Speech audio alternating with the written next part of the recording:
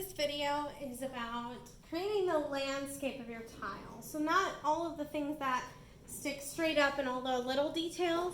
This is about creating kind of the background of your tile.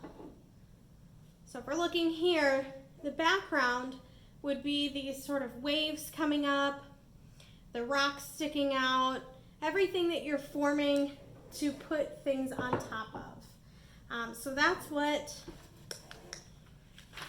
this video is about. All right, so I've got my tile here. I'm ready to go.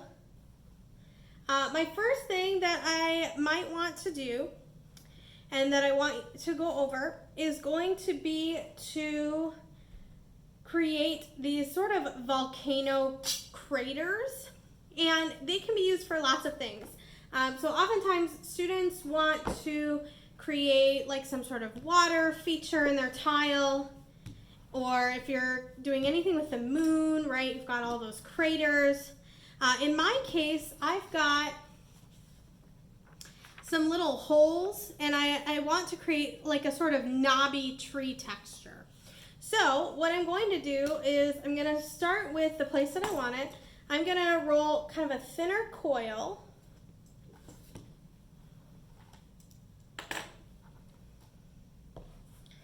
All right. And I think I want it in this corner here, or maybe up here. And then I'm going to kind of wrap it around and test it out. What I'm realizing here is it's a little thick. I don't want it to be that kind of crazy. So I'm going to break it in half, and I'm going to roll one part even thinner. If you're rolling thinner coils, the more you roll it onto your canvas, the more dry it's going to be, so you might have to add some water as you're working with it. Okay. So I have this really thin coil here. I think that's going to work. So what I'm going to do is I'm just going to stretch it, and I'm going to cut it, overlap them a little bit so they fit together. Once I have it kind of arranged in the way that I want it to be, I'm going to trace around it really lightly.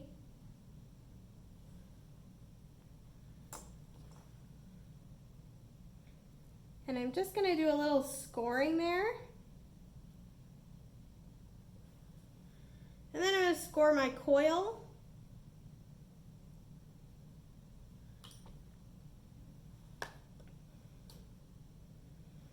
Add some slip.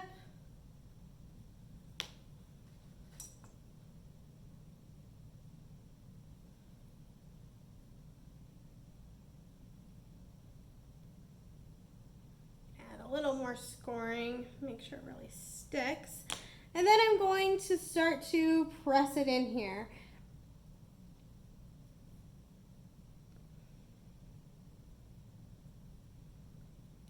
Now I don't just want it to look like this weird little ring sitting here. So what I'm going to do is I'm going to actually blend it in with my tile. The best way is with your finger. Another way though, if your finger isn't proving to be the best tool for you, is going to be to use one of either your plastic modeling tools or your wooden modeling tools. I should have given you a modeling tool that had a slightly curved edge here, right there. And that curved edge is great for blending things together. So I can use that here to blend my clay. I feel like my finger does a pretty good job though.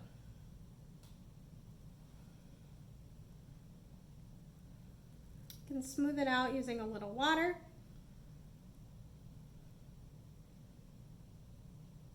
This is great if you're creating a sort of landscape and there's a pond or something like that, and you've got a spot to put in some water, or you want to pool some glaze when you go to glaze it and let it shine like water inside.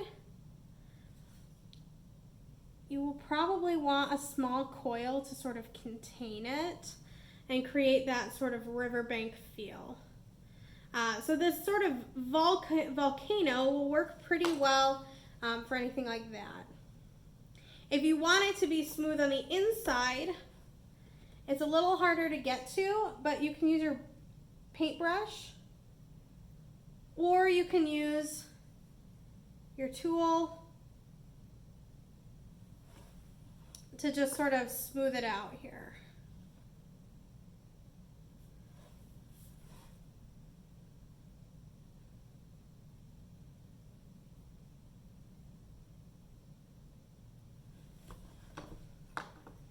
There we go.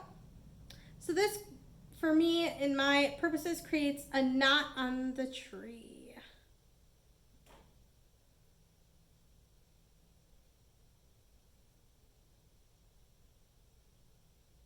There you go.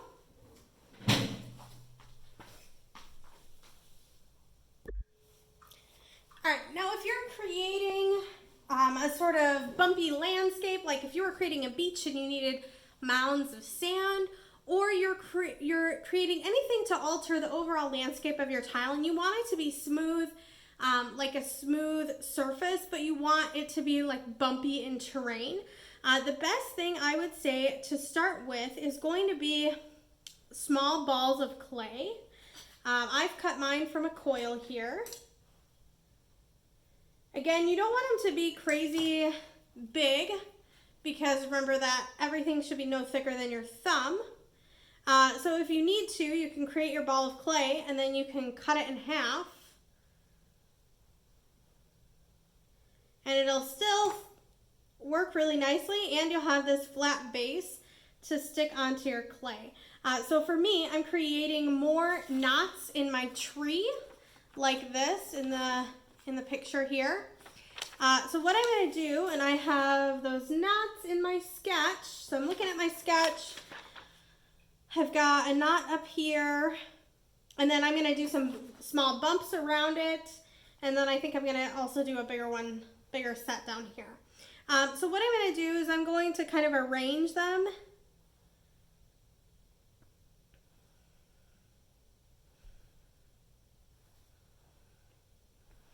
And I want some varying ones. I don't want them all to be the same size.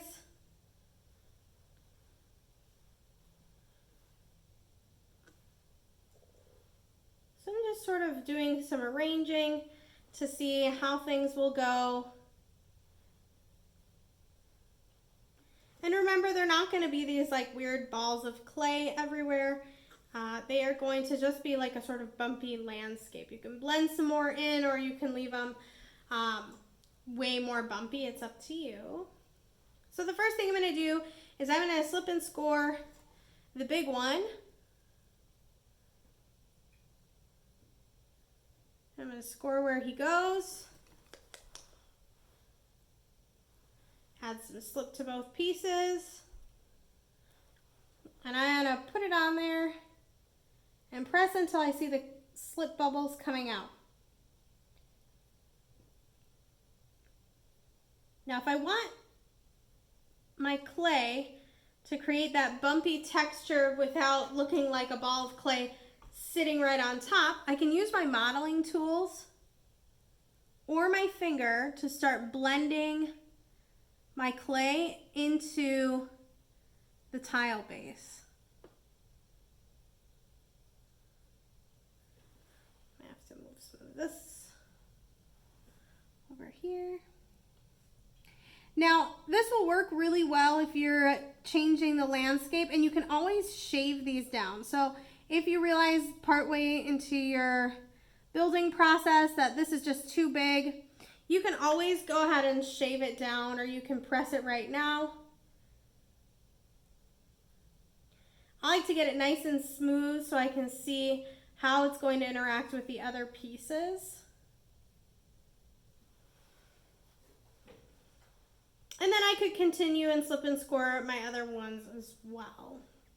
The next thing I'm going to go over is how to create these sort of lines. So if you've got any sort of ripple in your tile, you can see here that these are waves, and she's got these really cool ripples here. And then this pocket. That's all done with coiling. So I'm going to create a little bit of like some structural ripples in my clay.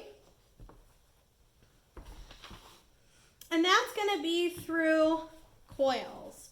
Now I want mine to disappear into my clay. So the first thing I'm going to do is I'm going to taper the edges. And as you're rolling your coils, what that means is you might just roll a little bit more with one finger on the edge there to create this sort of tapered edge. So I want my clay to get tapered down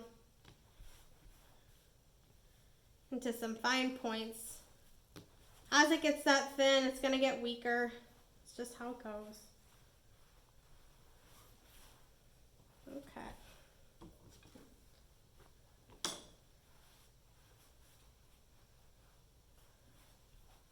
All right, I'm tapering the edges here.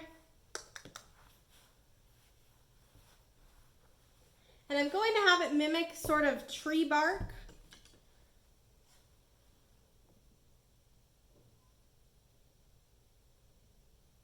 So I think I want it on the edge here, because sometimes the tree bark kind of grows around.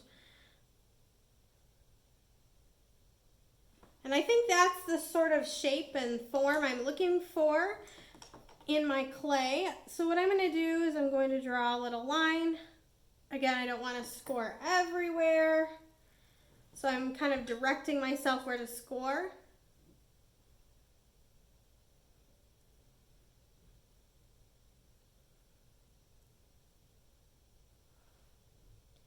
Score my whole my whole coil here.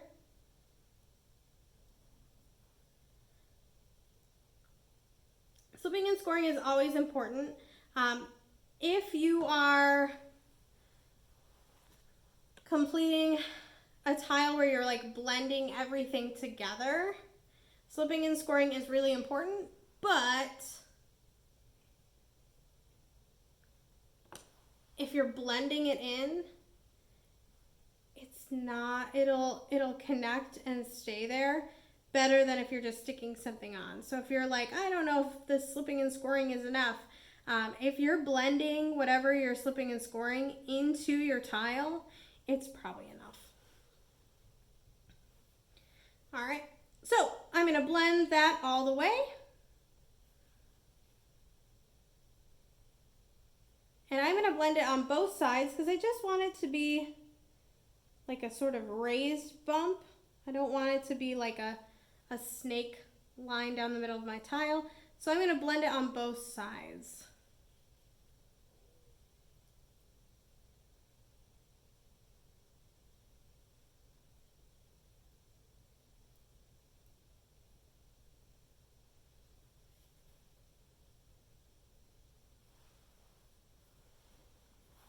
I'm going to clean my fingers. Once you get clay stuck to your fingers, sometimes what happens is you make your clay sticky. So now I'm doing this on the other side, blending it right back in. Around here I might leave that gap. I kind of like that.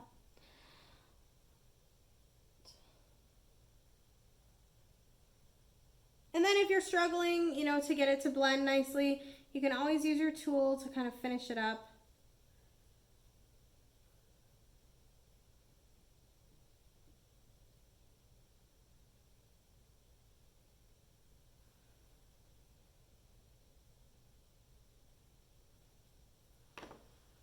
And then you can use your fingers or your paintbrush to sort of smooth things out. And then I don't really want to touch this for a while. I want to let it get nice and smooth all together before I start messing with it again. If I start messing with it right now, I'm only going to get really, really sticky fingers from it. So if I wanted to continue with that, I might move over here, jump over here, work on that for a little while.